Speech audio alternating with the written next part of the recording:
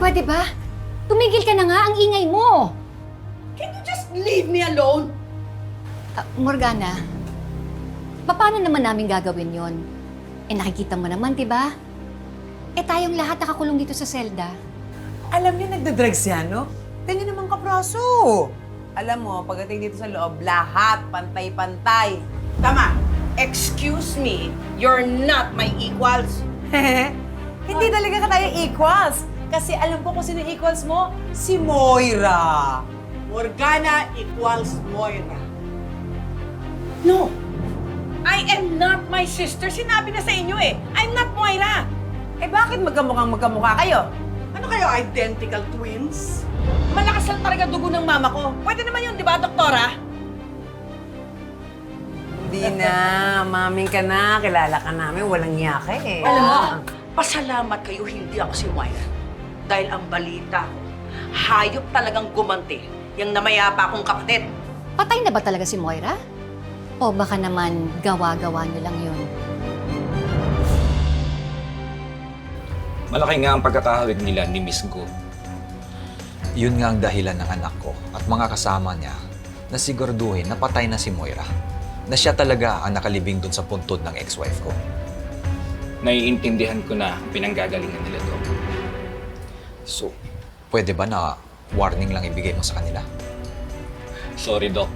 Pero may tamang proseso ang batas para hukayin ang puntod ng isang nakalibing. At nilabag yun ng anak niyo at ng mga kasama niya. Kaya dapat lang maparusahan. Sir, baka naman may ibang paraan para hindi na sila makasuhan.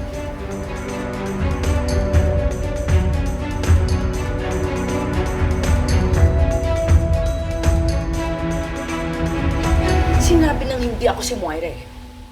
Hindi na talaga ako dapat pumunta rito. Nadamay pa ako sa inyo. Nadamay? Kayo nga po yung may unang ginawa sa amin kaya dapat lang pumakulong kayo. You desecrated my sister's grave. You, and especially you! Sisiguraduhin kong mabubulo kayo dito sa kulungan!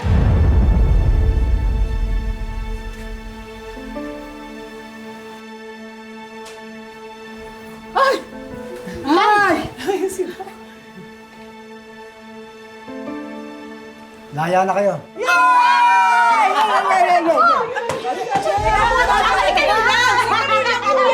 Teka, sandali. You, and more especially you.